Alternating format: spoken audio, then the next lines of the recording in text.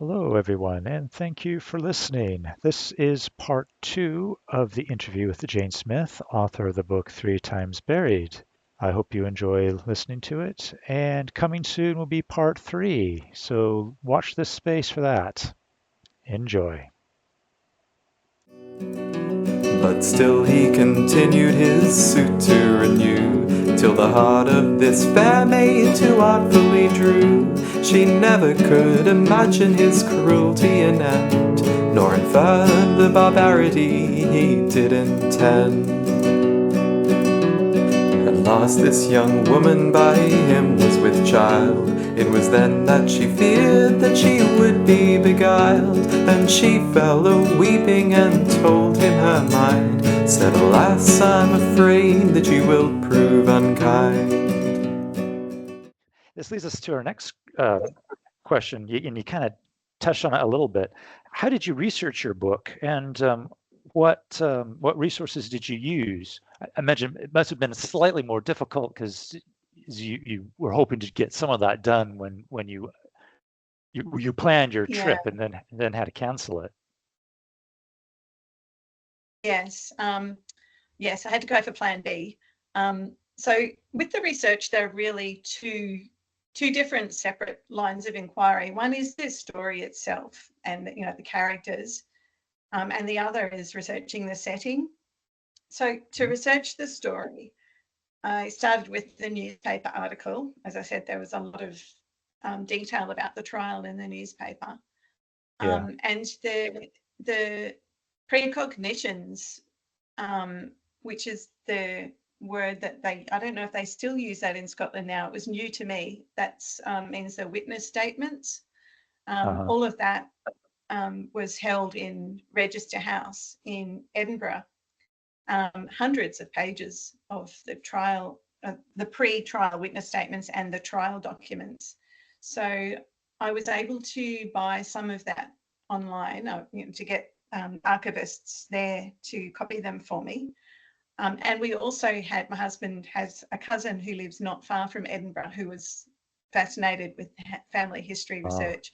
So he went in and took photos of pages and pages of trial notes for me. And there were other things like records in the Aberdeenshire archives and the University of Aberdeenshire and various libraries and museums. So that was all for the story, but then to research the setting, you've got to cast your net a bit wider. So there were I did lots of reading of all sorts of strange things. Like I bought books, I had books on my bookshelf on, I'm just looking at them now, Scottish vernacular furniture and Scottish country house and things like, and old folk tales. And there are even farming manuals written for farmers in the 19th century, which have been digitized and are freely available online. So if you want to know how to grow turnips in Aberdeenshire without modern technology, you can just hop online and you can find out how to bleed a cow, all those things. And curators, I had conversations on the phone with curators of farming museums and emails with Scottish legal historians and church historians. So yeah, it was fascinating to research. And then I found an Aberdeenshire editor who was very familiar with Fraserburgh and interested in the history and their language. So she read an early version of the whole book and gave me some feedback on different words and. Oh, right. Yeah, that was. Yes, yeah. So and she was the one who told me that the locals wouldn't have called it Fraserburgh; they would have called it the Broch. How difficult? Because as I say, you've done a lot of research and must have got just a lot of information and spoke to a lot of people. How difficult was it to put all that into your book? Because I know when I do these podcasts, when I find a subject, I'll research it, and I've got so much information. I think, how am I going to put this into a 5-minute podcast? Yeah. And sometimes I have to be quite brutal about what I put in and what I leave out. How did you decide to do that. What parts to put in, what parts maybe to Mhm. to Yeah, well, leave out, etc.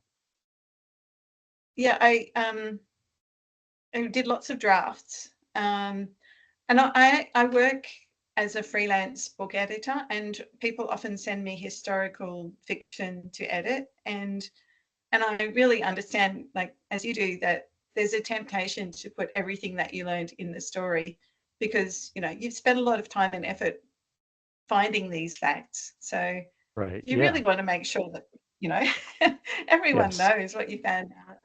But in fiction, really, if you have too much of that, it can kill the story. It can just come across as being a bit didactic. And so you put it in the first draft and then cull it, because the brutal truth is that most readers are not as interested in those little details as the person who found them out.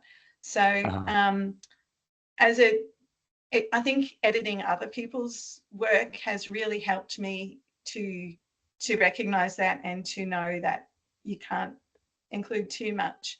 So I always tell people to just include the details that contribute something else, like that may maybe help to move the plot along, or build the atmosphere, or develop the character. And if it's not serving some kind of purpose, then leave it out.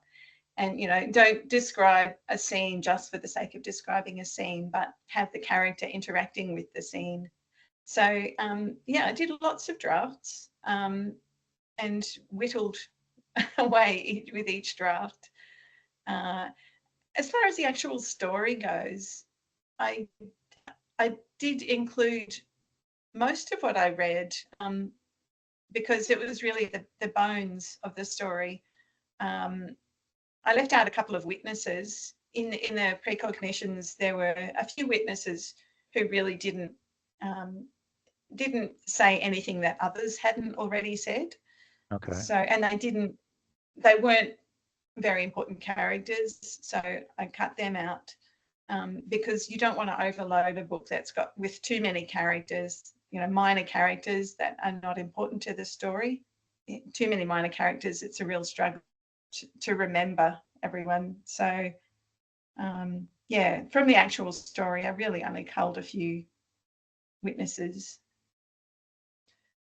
And yeah, at the beginning of the book, where I've got Maggie, the victim, arriving at the farm of Frederick, I had the original description fuller, but I gradually chopped out bits or just left in the things that told us something about the family and about her. Okay. Yeah. Okay. And as you're writing about real people that lived almost 200 years ago, in your opinion, do you think that you've portrayed them accurately as they would have been in real life? And how does one manage to do that? Because they've been dead for so long, and anyone that knew them personally are dead. So trying to recreate a character of a real person who's no longer around must have been difficult. Yeah, I don't really think you have to in fiction. I Okay. mean, I wouldn't really know how accurate my portrayal is. I think it is important not to contradict known facts. Some of the lawyers and the doctors, there is a little bit written about some of them, so I was careful not to contradict what is known. Of the other characters, there were some characters in the witness statements, and I've just used them to construct personalities. For example, there's a scene where the young farmhand, Alex Ranney, is aware that he's in the house when Maggie goes to bed with John Lovey in the next room. And she comes out and Alex Ranney accuses her and says, "Is that how you do, going to bed with folk?" And she says, "I'll go to bed with you if you want." And he says, "I don't want to." Yeah. And I think it shows that she was a bit of a tease, a bit saucy. Yeah. So I just had little snippets and used them to, I've extrapolated. And things like John himself, all the newspapers said about him was he was rather a good-looking man, and he seemed mild-mannered throughout the trial. So, yeah, through Yeah. that and through his actions, I've tried to construct a personality that I think that he might have had, but I could never know for sure. I thought you did a great job with that. I was, yeah, I can't see him any of the characters as any other way, and they did actually seem quite genuine to, um, again, to me, to northeastern Scottish farmers in the 19th century. I could Yeah, thank you. see them, I think, in almost in my mind. I could say that's yeah. That's yeah, I did if not read of a that lot. individual, it's a true depiction of somebody. Yeah, yeah, well, that's what I was trying to aim for. Um, and after a while, and I've lived with these people in my head for so long, the line becomes blurred between what was real and what I made up Yeah, in terms of their character. Because people yeah. say to me, "Oh, I was so outraged with the mother and how she turned a blind eye to her son," and I'm thinking, "Yes, me too." And I think, "Hang on, no, I made that up." He said, my dear girl, lay your weeping aside. On Saturday first I'll make you my bride. With all kinds of demons he led her astray, on purpose her innocent life to betray. I hope you've all enjoyed listening to the second part of my conversation with author Jane Smith and her book 3 Times Buried. If you would like to find out more, please tune in to part 3. Thank you for listening. The song John Levy by Mrs. Taylor was performed there by Eddie Ithaca. See you soon.